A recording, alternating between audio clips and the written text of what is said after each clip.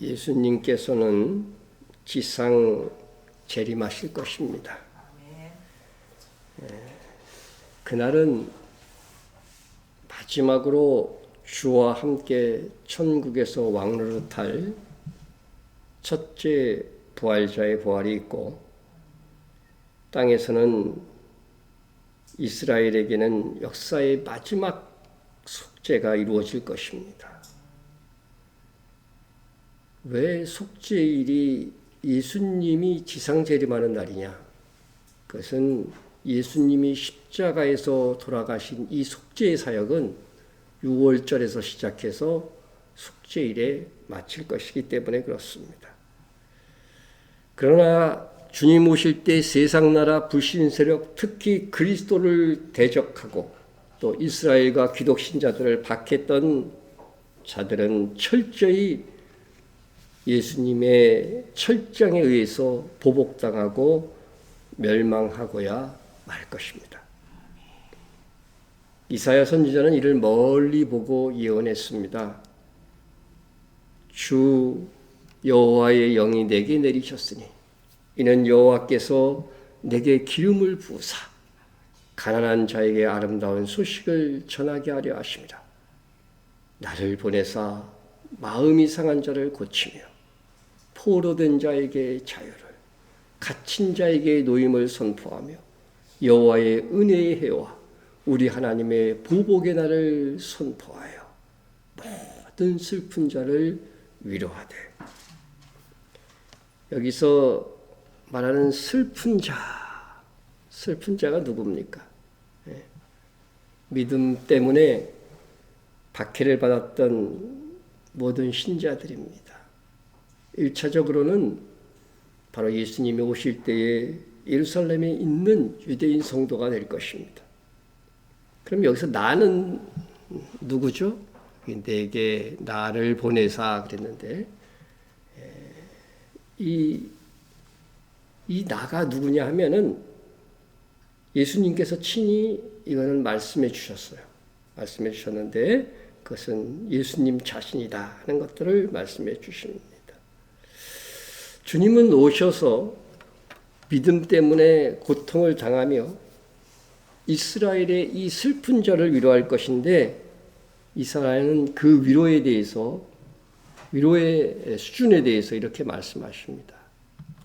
무릇 시온에서 슬퍼하는 자에게 화관을 주며 그 죄를 대신하며 기쁨의 기름으로 그 슬픔을 대신하며 찬송의 옷으로 그 근심을 대신하시고 그들이 의의 나무 곧 여호와의 심으신 그 영광을 나타낼 자라 일컬음을 받게 하심이라 했습니다. 여기서 슬픈 자는 넓게는 고통받는 모든 신자도 되겠지만 시온에서 슬퍼하는 자라, 시온에서, 그죠? 시온에서 슬퍼하는 자라고 했으니 이스라엘 그 중에서도 예루살렘에서 슬퍼하는 자들, 주님 다시 오실 때 살아있는 유대인들일 것입니다. 주님이 그들을 위로하사 뭐가 되게 하신다고요? 의의 나무 여호와께서 심으신 그의 영광을 나타낼 자라, 일컬음을 받는 자가 되게 할 것이라고 하셨습니다. 그들은 대환란 가운데에서 연단된 유대인 그리스도인일 것입니다. 내 이름을 위하여 내가 노하기를 더디할 것이며 내 영광을 위하여 내가 참고 너를 멸절하지 아니하리라. 여러분, 마지막 때 이스라엘은요 정말 멸절 수준까지 가는 겁니다. 그러나 아주 멸절되지는 않는 거죠. 보라, 내가 너를 연단하였으나 은처럼 하지 아니하고 너를 고난의 풀무불에서 택하였노라. 대환란 속에서 택하죠. 스가랴서까지 참조해 보면 3분의 2는 죽고 3분의 1이 이렇게 대환란 속에서 살아남는 거예요. 고난을 많이 겪으면 어떻게 돼요? 웬만한 고난은 고난도 아닌 것처럼 막 느껴질 정도로 연단이 되잖아요. 그와 같이 고난의 풀무에서 청결하게 된 자들이 마지막에 남아서 예수 그리스도를 영접하는 유대인들이 되는 것입니다.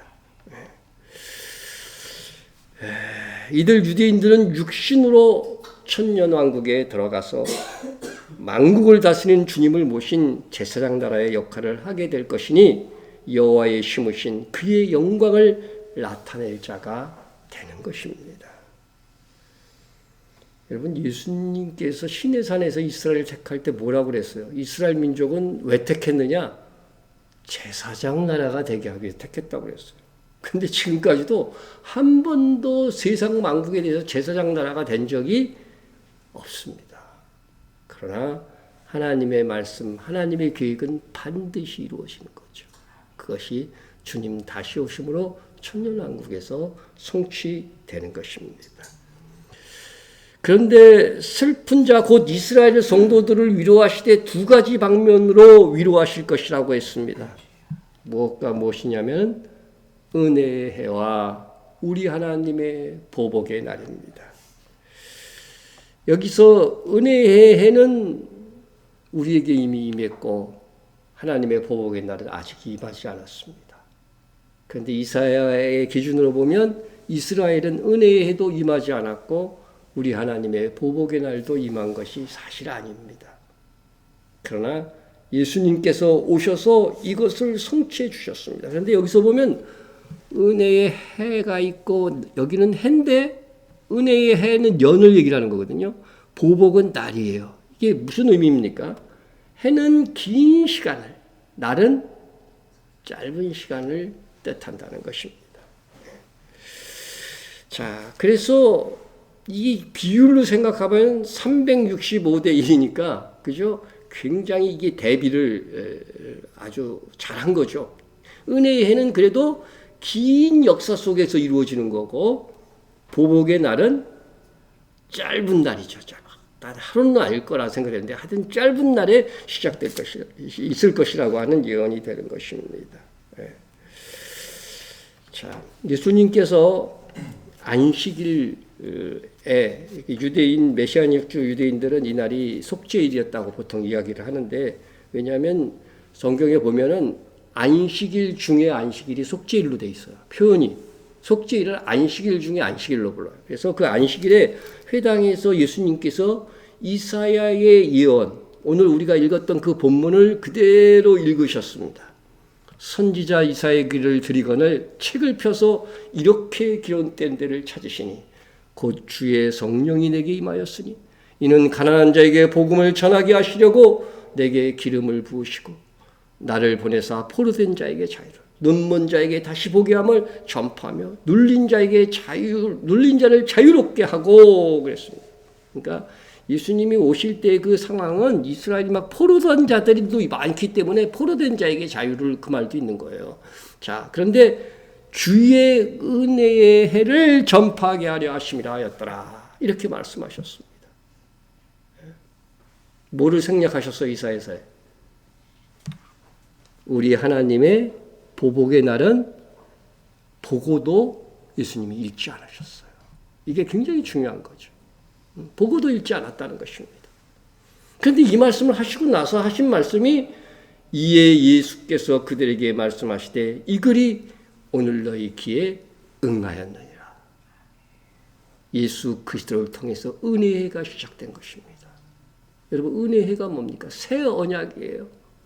한 번 구원은 영원한 구원이 되는 그 새 언약의 시대가 예수님으로 인해서 임한 겁니다. 예수 믿으면 성령께서 우리 안에 오셔서 다른 건 몰라도 뭘 지켜주셔요?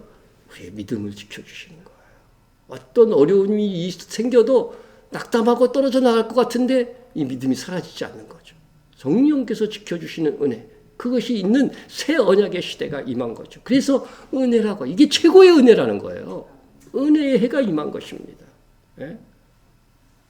우리가 그래서 너희는 그 은혜에 의하여 믿음으로 말미암아 구원을 받았으니 이것은 너희에게 난 것이 아니요 하나님의 선물이라. 한 번 더 말합니다. 행위에서 난 것이 아니니 이는 누구든지 자랑하지 못하게 하려며. 그러니까 행위의 공적을 내세우면서 구원을 얘기를 하면은 이거는 잘못된 건데, 그렇게 말하는 사람들이 얼마나 많은지 강단에서도. 예. 자, 예수님은 어쨌든 예수님의 초림 때에 속죄일에서 선포되는 은혜의 해, 이거 희년이라는 말 뜻이거든요. 희년. 은혜의 해를 희년이라고 하잖아요. 희년에 속죄일의 말이요. 오늘이 속죄일인데 속죄일의 희년을 선포하게 돼 있어요. 나팔절에는 새해를 선포하게 되는 거고, 초막절에는 안식년의 7년 주기를 선포하게 돼 있고, 그렇게 돼 있습니다. 그래서 근데 이 희년은 일생에 한 번만 있는, 그죠? 50년마다 오니까. 희년이 은혜에 의미하는 바는 은혜입니다. 희년에 잃었던 재산, 신분 이런 것이 다 회복이 됩니다. 포로된 자에게 자유를 주는 거죠. 종되었던 자에게 자유인의 자유를 주는 거죠. 잃었던 재산 다 복귀시켜 주시는 것이죠. 이거보다 더 큰 은혜가 어디 있어요? 그것을 이 세상 살면서 예수 그리스도의 새 언약을 상징한 거예요. 그게 다. 그것을 느껴보라는 거죠. 살면서. 이는 은혜로 우리가 구원받게 된다고 하는 의미의 그 희년이었던 것입니다. 예수님의 오심으로 희년은 이미 선포되었기 때문에 우리는 매년 매달 매일을 희년으로 살아가는 거예요. 그 은혜에 의하여 믿음으로 구원받는 시대가 열린 것입니다. 구약 시대와 달라진 것이 이것입니다. 그래서 신약 시대를 성령 시대, 은혜의 시대라고 부르는 것입니다. 우리의 구원이 우리의 행위에 달린 것이 아니라 하나님의 은혜로운 보호와 성령의 보증 속에 있으므로 우리의 구원은 확실합니다. 이것은 예수님의 십자가로 인하여 교회 세대에게 특별하게 임한 하나님의 은혜요 선물인 것입니다. 그리하여 이제 은혜의 해가 2000년 가까이 진행된 거죠. 2000년까지 진행되었어요. 보복의 날은 아직 임하지 않았습니다. 예수님께서 응하지 않았다고 말. 그래서 생략해서 읽으신 것입니다. 어쩌면 딱 우리 주님 하나님께서 2000년 채우실지 몰라요. 은혜의 해를 2000년 채우실. 지금 예수님께서 30년에 돌아가셨으니까 지금 2023년, 2030년이 되면 딱 2000년이죠, 그죠? 이것은 무슨 예언이 아니고 그냥 제가 생각해 본 것입니다, 그냥. 그래서 정말 주님 오실 때가 가까이 오는데 그날은 우리에게는 기쁜 날이고 구원의 날이에요, 속죄일이. 그러나 그날은 하나님의 보복의 날이기도 한 것입니다. 우리 하나님의 보복의 날이에요. 그럼 이사야가 말한 이 보복의 날은 언제일까?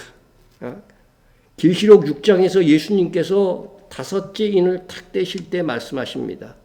다섯째 인을 떼실 때 내가 보니 하나님의 말씀과 그들이 가진 증거로 말미암아 죽임을 당한 영혼들이 제단 아래에서 큰 소리로 불러 이르되 거룩하고 참되신 태주제 땅에 거하는 자들을 심판하여 우리 피를 갚아주지 아니하시기를 어느 때까지 하시려 하나이까. 여러분, 이 순교자들의 기도입니다. 순교자들이 그래도 기도할 수 있나 봐요. 죽어서도 기도하는 거죠. 우리의 피를 보복해 주시기를 언제까지 정말 참고 계시는 것입니까? 이렇게 간구를 드리니까 각각 그들에게 흰 두루마리를 주시며 이르시되 아직 잠시 동안은 쉬되 그들의 동무종들과 형제들도 자기처럼 죽임을 당하여 구수가 차기까지 하라 하시더니. 결국 하나님의 복은 하나님이 정한 순교자의 수가 있어요. 그 수가 차기까지입니다. 차기까지. 그러나 마지막 속죄일에 하나님의 보복은 절정을 이룰 것입니다. 그러므로 예수님께서 공중 강림하시고 이스라엘이 죄 속죄하는 때가 되면 이제 모든 순교자의 수가 채워지는 때라고 보아야 합니다. 그래서 계시록 20장 4절에 보면 대환란을 통과한 성도들 중에 순교한 성도들이 부활하는 것을 말씀하고 있는데 결국 대환란 끝에야 최종 순교자의 수가 채워지는 것입니다. 그리고 나면 이때로부터 하나님의 보복의 날이 시작되는 것입니다. 분명히 주님이 말씀하셨잖아요. 그 수가 차기까지. 순교자의 수가 차기까지. 이 보복의 날을 계시록에서는 포도주 틀을 바른다고 하는 표현으로 사용하셨어요. 그 입에서 예리한 검이 나오니 그것으로 누구를 쳐요? 만국을 치는 거예요. 세상 나라가 주의 나라가 된다는 것은 만국의 모든 왕들을 멸절시키고 예수님이 만왕의 왕으로 등장하는 겁니다. 만국을 치겠고 친히 그들을 철장, 이 표현을 쇠막대기란 말이에요. 쇠막대기로 철장, 아주 강력한 힘으로 다스린다는 뜻이죠. 철장으로 다스리며 또 친히 하나님 곧 전능하신 이의 맹렬한 진노의 포도주틀을 밟겠고. 여러분, 포도는 가을 절기의 수확물입니다. 특히 이스라엘에서 그렇습니다. 그러므로 주님 지상 재림으로 인한 보복의 날은 가을에 있을 것이라는 예언이에요. 속죄일은 가을 절기입니다. 포도주 틀을 밟듯이 예수님은 만국 세상 나라를 멸하시며 지상 재림하시는 것입니다. 그것이 바로 이스라엘의 속죄가 이루어지는 그날에 부어질 것입니다. 이 계시록을 보면 이 진노의 포도주를 받는다는 그죠? 하나님의 보복의 날은 사실은 계시록 14장에도 나와요. 근데 19장에는 맹렬한 자가 포함되어져 있어요. 그러니까 주님 공중강림하실 때에도 그 포도주 심판은 이스라엘 그 지경 안에서 그 범위가 좀 제한되어져 있어요. 그러나 이 맹렬한 진노의 포도주 19장에 있는 이거는요, 만국에 이르는 거예요. 여기 만국이라고 되어 있잖아요. 만국에 이르는 것입니다. 전 세계적인 것이 되는 거죠. 그러니까 이스라엘에서 무슨 일이 일어나면 이게 전 세계로 퍼질 것이라고 하는 것들을, 이런 원리들을 알아야 돼요. 여러분, 코로나 때도 가장 먼저 국가적으로 예방주사하고 막 못 움직이게 한 나라가 어디였어요? 첫 나라가 이스라엘이에요. 그런데 그것이 전 세계로 막 그렇게 퍼져 나갔잖아요. 지금 이스라엘에서 막 전쟁 중에 있잖아요. 그러면 이게 전쟁이 세계화될 수가 있어요. 앞으로. 그렇게 우리가 그것도 잘 보고 있어야 됩니다. 어쨌든 주님은 초림으로 은혜해 곧 은혜로 구원받은 교회 시대를 열어 성도들을 위로하신 예수님입니다. 그러나 재림 때에는 원수들에게 보복하심으로 이스라엘과 성도들을 위로하실 것입니다. 우리는 이 진리를 안 지 한 10년 정도밖에 안 됩니다. 그것은 물론 많은 교회들에서 이 속죄일에 선포되는 희년과 보복에 관한 이해가 가려져 있었기 때문입니다. 하지만 최근엔 많은 교회들이 깨어나고 있습니다. 그러나 어쩌면 예수님과 사도시대처럼 주류의 교회들은 오히려 둔감합니다. 그렇다면 우리가 어떻게 해야 합니까? 한국교회를 비롯한 세계교회가 이스라엘에 대해서 깨어나기를 기도해야 됩니다. 에베소 2장에서 가장 모범적인 교회, 최종적인 교회의 유형이죠. 이 교회를 이렇게 제시하고 있습니다. 이는 그로 말미암아. 예수님의 십자가를 말하면서 한 말이에요. 예수님께서 십자가를 지신 이유가 뭐냐 하는 거죠. 이는 그로 말미암아 우리 둘이 한 성령 안에서 아버지께 나아감을 얻게 하려 하십니다. 여러분, 이 우리 둘, 유대인과 이방인, 주석이나 신학자들은 다 이 둘이 유대인과 이방인이라고 다 알아요. 그런데 정말 성경을 수박 거닫기 식구로 이렇게 막 보고서 막 설교하시는 분들은 그냥 교회 안에서 너와 내가 이렇게 한 성령 안에서 하나가 돼서 나가야 된다, 이런 식으로 설교하는 것도 제가 들었어요. 이게 얼마나 기가 막힌 얘기입니까? 조금만 문맥을 살피면 이게 무슨 뜻인지 아는데, 유대인과 이방인이 한 성령 안에서 아버지께 나아감을 얻게 하십니다. 이게 교회론을 말한 에베소 2장에서 나오는 거예요. 참된 교회는 항상 유대인과 이방인이 하나가 되어야 되는 거죠. 이스라엘의 적대적인 목사님들이 얼마나 많은지 몰라요. 생각 외로. 잘못된 것입니다. 눈이 가려진 것입니다. 그래서 성경에 한 세 사람 교회, 유대인과 이방인이 하나가 된 교회를 에베소에서는 한 세 사람 교회, 영어로 하면 원유맨, 그래서 원유맨 교회, 우리가 지원하는 원유맨 패밀리 그 단체도 있지만, 그런 이름이 여기서 나온 것입니다.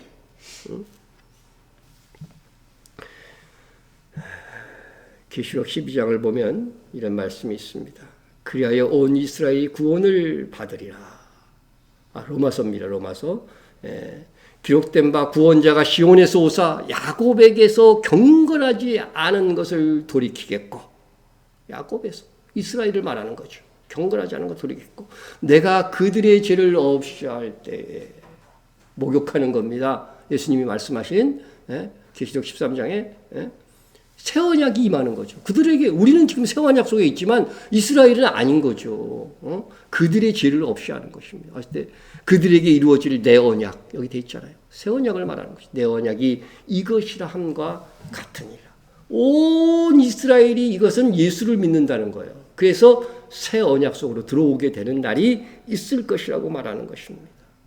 이스라엘이 속죄일에 다 회개하고 새 언약 예수를 믿는 하나님의 백성, 내 백성이 되는 것입니다. 자, 우리 보십시다. 그래서 그리하여 온 이스라엘이 구원을 받으리라.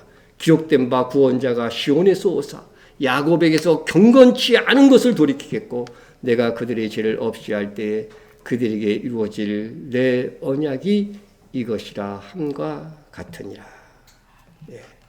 여러분, 그때 남아있는 이스라엘 사람들은 한 명도 빠짐없이 구원을 받을 것입니다.